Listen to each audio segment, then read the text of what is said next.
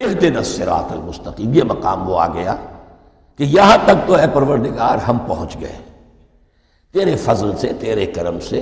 فطرت سلیمہ بھی تیری عطا کردہ تھی، عقل سلیم بھی تیری ودیعت کردہ تھی، ان دونوں کی روشنی سے ہم یہاں تک تو پہنچ گئے۔ اب ہماری جو ضرورت ہے، احتیاج ہے، وہ کیا ہے؟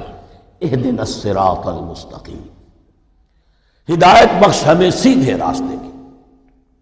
یہاں دو باتیں سمجھ لیجئے۔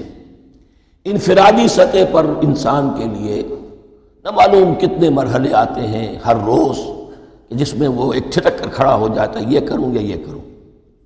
دو آلٹرنیٹو سامنے آ رہے ہیں، فیصلہ کرنا مشکل ہو رہا ہے، قدم قدم پر ہدایت کی ضرورت ہے۔ اور اجتماعی طور پر نوع انسانی تین بڑے بڑے تمدنی مسائل میں واقعہ یہ ہے کہ تسلیم کر لیا جانا چاہیے کہ عقل انسانی اس کو راستہ نہیں دکھا سکتی۔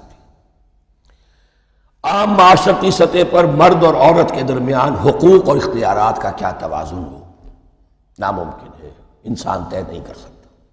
انسان یا مرد ہے یا عورت ہے۔ عورت سوچے گی اپنے لحاظ، اپنے جذبات کا، اپنے خیالات کا لحاظ رکھے گی، مرد کے جذبات و احساسات کا اس کا کوئی تصور ہی ممکن نہیں۔ مرد سوچے گا اسے اپنے احساسات معلوم ہے، لیکن یہ کہ عورت کے احساسات سے وہ نابلد ہے، ان کو محسوس کر ہی نہیں سکتا۔ لا محالہ وہ اپنے بارے میں وہ جو بھی نظام بنائے گا اس میں وہ اپنی بالادستی رکھے گا۔ وہ تو ایک ہی ہستی ہو سکتی ہے کہ جو دونوں کی خالق ہے، مرد کی بھی عورت کی بھی، اور اس کو دونوں سے محبت ہے، دونوں کا خیر خواہ ہے، دونوں کا رب ہے، دونوں کو پروان چڑھانا چاہتا ہے۔ اسی طرح فرد اور معاشرہ یا ریاست، حکومت اور ریاست ہمیشہ یہ چاہتی ہے کہ سارے اختیارات ہمارے ہاتھ میں آ جائیں، ٹوٹلیٹیرین سوسائٹی ہو، بس ہم حکم دیں اور لوگ اس پر چلیں۔ افراد یہ چاہتے نہیں، ہمیں آزادی ہونی چاہیے۔ اب آپ دیکھیے کہ دنیا میں کتنے جھگڑے چلتے ہیں اسی پر، فریڈم فریڈم فریڈم۔ وہ فریڈم واقعتاً اپنی جگہ پر ایک شے ہے، افراد کی آزادی ہونی چاہیے، لیکن افراد کی آزادی اتنی نہ ہو جائے کہ وہ مادر پدر آزاد ہو جائے، کوئی قانون، کوئی قاعدہ، کوئی اخلاقی، کوئی حدود اور قیود جو ہے ان کا پابند نہ رہے۔ تو اب کہاں ہے وہ نقطہ اعتدال کہ جس میں انسان کی انفرادی آزادی، انفرادی اختیار اور ادھر اجتماعی مصلحتیں جو ہیں ان کو بیلنس کیا جا سکے؟ انسان طے نہیں کر سکتا، صرف اللہ ہی اس کے لیے نظام دے سکتا ہے۔ تیسرا مسئلہ ہے سرمایہ اور محنت، اس میں کیا توازن ہے؟ سرمایہ اور محنت دونوں مل کر کچھ بنا رہے ہیں، کچھ پروڈیوس کر رہے ہیں۔ اب اس میں نفع جو ہوا ہے اس میں سرمایہ کا کتنا حصہ ہونا چاہیے اور لیبر کا کتنا ہونا چاہیے، کون طے کر سکتا ہے؟ اس کے لیے بھی کہ ایسا نہ ہو کہ سرمایہ داری جو ہے آکاش بیل بن کر پورے معاشرے پر چھا جائے، اور غریب بیچارہ، مزدور بیچارہ، کاشتکار بیچارہ، وہ گویا کہ چکی کے دو پارٹوں میں پس کر رہے ہیں، اس کی کوئی حیثیت نہ رہے۔ لیکن یہ کہ دوسری طرف اگر یہ کہ مزدور کا جو حق ہے اس سے زیادہ اس کو دے دیا جائے تو سرمایہ جو ہے وہ سکڑ جائے گا، شائی ہو جائے گا، وہ پھر میدان میں نہیں آئے گا۔ کیا کیا جائے؟ کون سا نقطہ عدل و اعتدال ہے؟ یہ تین مسائل ایسے ہیں، اہدنا الصراط المستقیم۔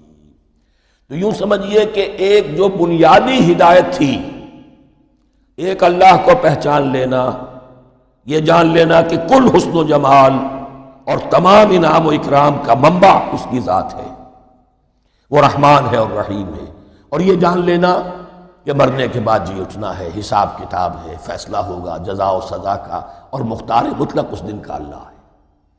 پھر یہ عہد کر لینا ایاک نعبد و ایاک نستعین۔ اس کے بعد دعا، پروردگار ہمیں ہدایت پر قائم رکھ، ہماری ہدایت میں اضافہ فرما۔ اس ہدایت کے لفظ کو سمجھ لیجئے، بنیادی ہدایت، تفصیلی ہدایت، قدم قدم پر ہدایت، ہدایت پر ہدایت۔ والذین اہتدوا زادہم ہدی، جو لوگ ہدایت کے راستے پر آتے ہیں اللہ ان کی ہدایت میں اضافہ کرتا ہے۔ تو یہ قدم قدم پر ہمیں ہدایت کی ضرورت ہے اور مرحلہ وار ضرورت ہے۔ ہدایت اس کو بھی کہتے ہیں کہ کسی نے آپ سے کوئی پتہ پوچھا، آپ نے کہا ادھر جانا، پھر دوسری گلی میں مڑنا، پھر جانا دو تین لائٹیں چلے جانا، پھر مڑنا، وغیرہ وغیرہ، یہ بھی ہدایت ہے۔ نظری طور پر آپ نے بتایا۔ ایک ہدایت یہ ہوئی کہ بھائی میں چلتا ہوں آپ کے ساتھ، میں آپ کو وہاں تک پہنچا دوں گا تاکہ آپ کو دقت نہ ہو، آپ نے منزل تک پہنچا دیا۔ ان دونوں کے درمیان، یہ تو میں نے ایک فرد کی مثال دی ہے، اللہ اور بندے کے درمیان نہ معلوم کتنے مراحل ہیں ہدایت کے. تو کسی وقت بھی انسان اپنے آپ کو ہدایت خداوندی سے مستغنا نہیں سمجھ سکتا، اور نہیں تو پروردگار جو ہدایت دی ہے اس کو ہدایت پر قائم رکھ. کیا پتہ شیطان کا کوئی حملہ، کیا پتہ ہمارے نفس کی کوئی شرارت کسی ایسے رخ پر ہمیں ڈال دے کہ اب تک کی ساری کمائی بھی ضائع ہو جائے.